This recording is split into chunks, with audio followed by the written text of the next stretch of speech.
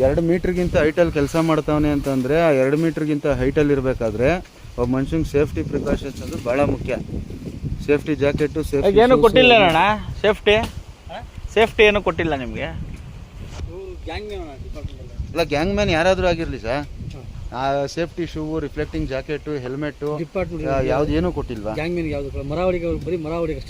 ಮರ ಹೊಡಿಬೇಕು ಅಂದ್ರೆ 1 ಮೀಟ್ರಿಗಿಂತ ಹೈಟಾಗಿ ಕೆಲಸ ಮಾಡ್ತೇವೆ ಅಂದ್ರೆ ಬಿದ್ದು ಸತ್ತರೆ ನಿಮ್ಮ ಯಾರು ಜವಾಬ್ದಾರಿ ತಗೊಂತಾರೆ? ಒಬ್ರು ಯಾರಾದ್ರೂ ಜವಾಬ್ದಾರಿ ತಗೊಂಡ್ಲೇಬೇಕಲ್ಲ. ವೈರ್ ಅಲ್ಲೇ ಐತೆ, ಅಲ್ಲೇ ಕೆಲಸ ಮಾಡ್ತೀರಾ. ಸೇಫ್ಟಿ ಶೂ ಇಲ್ಲ, ಒಂದು ಹೆಲ್ಮೆಟ್ ಇಲ್ಲ, ಜಾಕೆಟ್ ಇಲ್ಲ, ಯೂನಿಫಾರ್ಮ್ ಇಲ್ಲ. ಆಮೇಲೆ ಗ್ಯಾಂಗ್ ಮ್ಯಾನ್ ಆಗಲಿ ಇನ್ನೊಬ್ರಾಗಲಿ ಯಾರಿಗೇ ಆದರೂ ಒಂದು ಏನು ಪ್ರಿಕಾಷನ್ಸ್ ಯಾರಿಗೂ ಇಲ್ವಾ?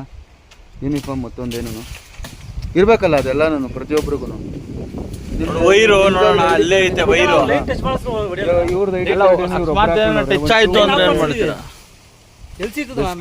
ಬೆಸ್ಕಾಮ್ದು ನೋಡಿ ಸರ್, ರಿಫ್ಲೆಕ್ಟಿಂಗ್ ಜಾಕೆಟ್ ಬರುತ್ತೆ, ಅದಾದ್ರೂ ಯೂಸ್ ಮಾಡ್ತಾ ಇದ್ದೀರಾ?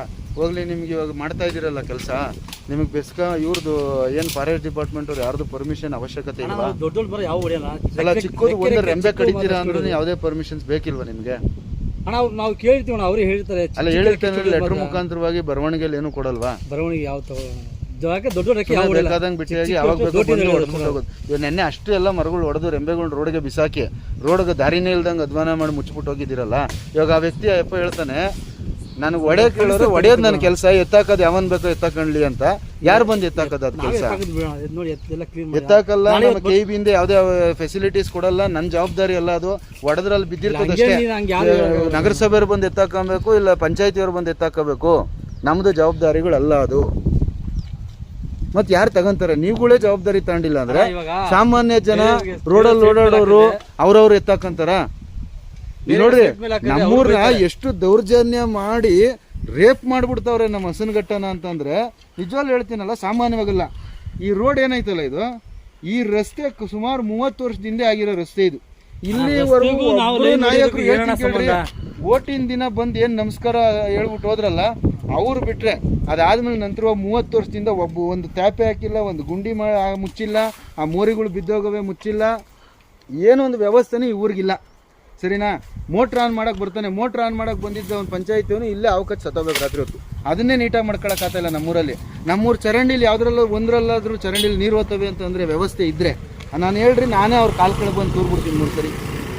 ಒಂದು ಊರಿಗೆ ಚರಂಡಿ ವ್ಯವಸ್ಥೆ ಕರೆಕ್ಟಾಗಿಲ್ಲ, ಒಂದು ಊರಿಗೆ ರಸ್ತೆ ವ್ಯವಸ್ಥೆ ಕರೆಕ್ಟಾಗಿಲ್ಲ. ಕಾಂಕ್ರೀಟ್ ರೋಡ್ ಮಾಡಿದ್ರು, ಮಾಡಿ ಕರೆಕ್ಟಾಗಿ 1 ತಿಂಗಳಿಗೆ ಪೈಪ್ ಮಾಡ್ತೋಗ್ಬಿಟ್ಟಿದ್ದೀವಿ ಕೆಳಗಡೆ ಹಾಕೋದು ಅಂತ ಹೇಳ್ಬಿಟ್ಟು, ಜಲ್ ಜೀವನ್ ಯೋಜನೆ ಅಂತ ಹೇಳ್ಬಿಟ್ಟು ಇಡೀ ರೋಡ್ನ ಕಿತ್ತಾಕ್ಬಿಟ್ಟು ಮತ್ತೆ ಹಾಕಿದ್ರು. ಮತ್ತೆ ಇವಾಗ ಏನು ಹೇಳ್ತಾವ್ರೆ, ಇನ್ನೊಂದು 20 ವರ್ಷಕ್ಕೆ ಮತ್ತೊಂದು ಯಾವ್ದಾದ್ರು ಸ್ಯಾಂಕ್ಷನ್ ಆದರೆ ಅವಾಗ ಒಳ್ಳೆ ರೋಡ್ ಮಾಡ್ಬಿಡ್ತೀನಿ ಅಂತಾರೆ. ಆ 20 ವರ್ಷದವರೆಗೂ ಆ ತೋಡಾಗಿರೋ ಕಾಂಕ್ರೀಟ್ ದಿಮ್ಮಿಗಳ ಮೇಲೆ ಓಡಾಡೋಕ್ಕೆ ಜನ ವ್ಯವಸ್ಥೆ. ಊರಿಗೆ ಕರೆಂಟ್ ಬರ್ತದೆ ಅಂತಂದರೆ ಆ ಕರೆಂಟಲ್ಲಿ ಇವಾಗ ನೋಡ್ರಿ, ಅದು ಪ್ರೈವೇಟ್ ಮರ, ಅವ್ರನ್ನೂ ಪರ್ಮಿಷನ್ ತಗೊಂಡಿಲ್ಲ ನೀವು. ಪ್ರೈವೇಟ್ ಅವ್ರದ್ದು ಏನು ಬೇಕೋ ಕಿತ್ತು ಬಿಸಾಕ್ತಾ ಇದ್ದೀರಾ. ಈ ಕಡೆ ಫಾರೆಸ್ಟ್ ಅವ್ರದ್ದು ಪರ್ಮಿಷನ್ ಇಲ್ಲ, ಫಾರೆಸ್ಟ್ ಅವ್ರದ್ದು ಮರಗಳು ಕಡಿತಾ ಇದ್ದೀರಾ. ಸುಮಾರು ಇವಾಗ 50-60 ಮರ ಕಡ್ದಿರೋದ್ರಲ್ಲಿ ಒಬ್ಬರನ್ನು ಕೂಡ ನೀವು ಅನುಮತಿ ಕೇಳಿಲ್ಲ, ಒಂದು ಸೀದಾ ಕಡಿದ್ರಿ. ಜವಾಬ್ದಾರಿ ಹೇಳ್ರಿ, ನಾನು ಒಬ್ಬ ತಗೊಂಡು ನಾನೇನೋ ಮಾಡೋಕ್ಕಾಗಲ್ರಿ. ಇಡೀ ನಮ್ಮೂರಲ್ಲಿ ಹೇಳ್ತೀನಿ ಕೇಳ್ರಿ, ನಾನು ಹೋಗ್ಬಿಟ್ಟು ನನ್ನ ಹಿಂಗೆ ಹೇಳಿದೆ ಅಂತಂದ್ರೆ ಇವನೊಬ್ಬ ಹುಚ್ಚ ಮಾತಾಡ್ತಾನೆ ಅಂತ ಹೇಳ್ಬಿಡ್ಬೋದು 4 ಜನ. ಬಟ್ ವ್ಯವಸ್ಥಿತವಾಗಿ ಒಬ್ರಿಗಾದ್ರೂ ಜ್ಞಾನ ಇದ್ರೆ ತಮ್ಮ ಮನೆ ಮುಂದೆ ನಾವೇನು ಬೇಕೋ ವ್ಯವಸ್ಥೆ ನೀಟಾಗಿ ಮಾಡ್ಕೊಂತೀವಲ್ವಾ?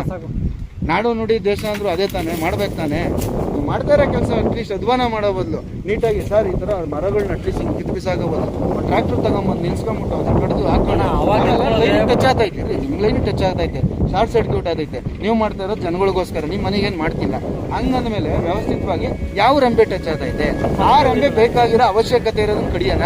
ಮಿಕ್ಕಿದ್ದೆಲ್ಲ ಕಡ್ದ್ಬಿಟ್ಟು ಮರ ಬೋರ್ಡ್ ಮಾಡಿಬಿಟ್ಟು ಗುಂಡುಗೆ ಏನಕ್ಕೆ ಬೇಕಾದ ಅವಶ್ಯಕತೆ ಐತಾ? ಯಾವ್ದು ಮಾಡ್ತಿದಂತ ನೋಡ್ರಿ, ಇವಾಗ ನಾನು ಕಣ್ಣು ಕುಳ್ಳ, ನನಗೆ ದೇವ್ರು ಕಣ್ಣು ಕೊಟ್ಟಿಲ್ಲ. ನಿಮ್ಮ 4-5 ಜನಕ್ಕೆ 10 ಕಣ್ಣು ಐತೆ, ಕರೆಕ್ಟಾ? 4-5 ಜನದಿಂದ ಈ 10 ಕಣ್ಣುಗಳಲ್ಲಿ ನೋಡ್ರಿ, ನೀವೇನು ಹೊಡೆದಿಲ್ಲ, ನಿನ್ನ ಆತ್ಮಸಾಕ್ಷಿಗೆ ನೀನು ಮೋಸ ಮಾಡ್ಕೊಂತಿಲ್ಲ ಅಂದ್ರೆ ಕರೆಕ್ಟ್ ಆಗಿದ್ರೆ ನೋಡ್ರಿ. ರೆಕ್ಕೆ ಮಾತ್ರ ಹೊಡಿತಿರೋದು ಅಲ್ಲ, ನೀನು ಮನುಷ್ಯ, ನಿನಗೊಂದು ಆತ್ಮಸಾಕ್ಷಿ ಅನ್ನೋದು ಇರ್ತದೆ. ಅದಕ್ಕೆ ಮೋಸ ಮಾಡ್ಕೊಂಡಂಗೆ ಹೇಳು, ನಾನೇನು ಅಧ್ವಾನ ಮಾಡಿಲ್ಲ ಅಣ್ಣ, ಈ ಮರ ಗಿಡಗಳಿಗೆ ಏನೂ ತೊಂದರೆ ಕೊಟ್ಟಿಲ್ಲ, ಎಲ್ಲದಕ್ಕೂ ನಾನು ಸ್ವಚ್ಛವಾಗಿ ಕರೆಕ್ಟಾಗಿದ್ದೀನಿ ಅನ್ನೋದು ಒಂದು ಮಾತು ಹೇಳ್ಬಿಡ್ರಿ ಸಾಕು. ನಾನೇ ನಿನಗೆ ಒಂದು ನಮಸ್ಕಾರ ಮಾಡ್ಬಿಡ್ತೀನಿ.